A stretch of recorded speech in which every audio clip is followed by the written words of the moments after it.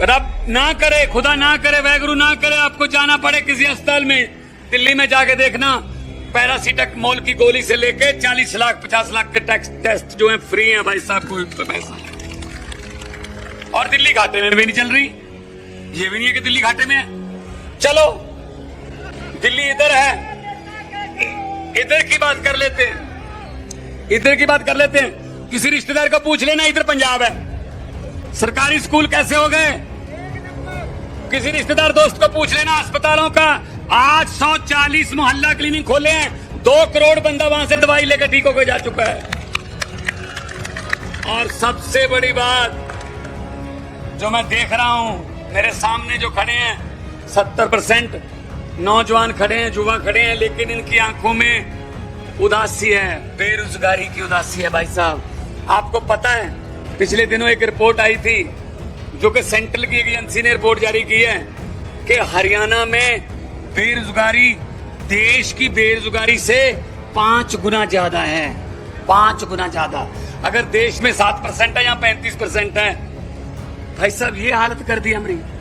और हमें कह रहे हैं, मुख्यमंत्री खट्टर कह रहे थे रशिया की फौज में जाके भर्ती हो जाओ। यार शर्म नहीं आती इन लोगों को?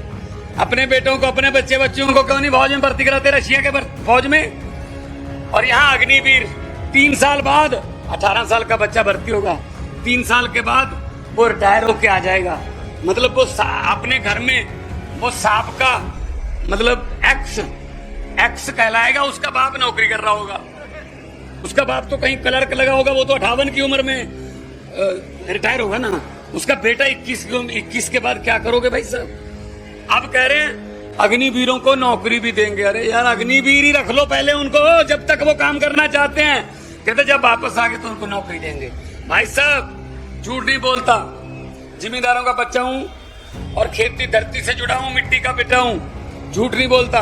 पंजाब में पता कर लीजिए, 2.5 साल हो गए, परसों 16 तारीख को 2.5 साल हो गए सरकार बने हुए। 45,000 सरकारी नौकरियां देके आपके सामने खड़ा हूं।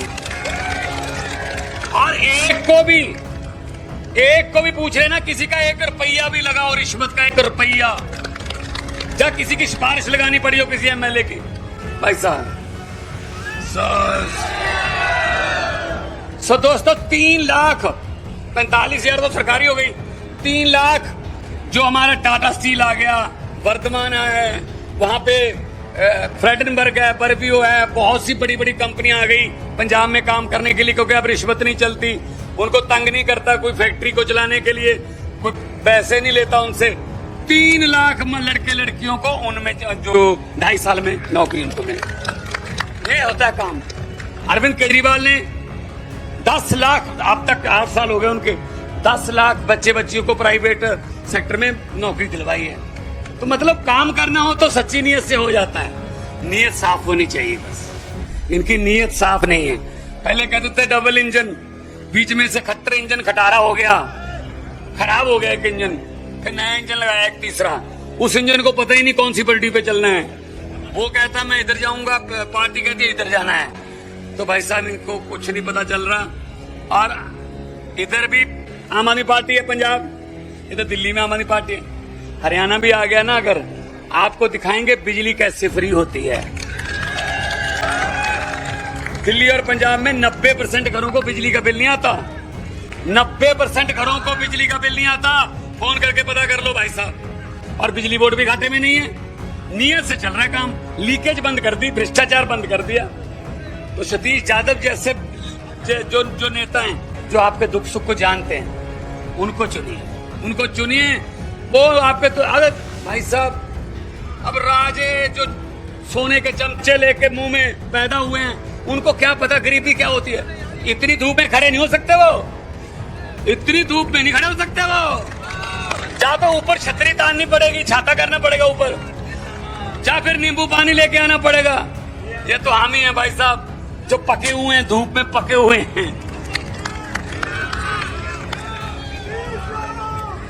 हुकूमत वो करते हैं, हुकूमत वो करते हैं जिनका दिलों पर राज होता है। यूं कहने को तो मुर्गे के सर पे भी ताज होता है। भाई साहब, हम पंजाब की धरती से आते हैं, हम शहीदों की धरती से, ये पंजाबी था पहले, ये पंजाबी तो था, ये शहीदों की धरती है, गुरुओं की धरती है। हमें गुरुओं ने, हमें शहीदों ने, हमें गरीबों के लिए लड़ना सिखाया, गरीबों के पक्ष में खड़ना सिखाया।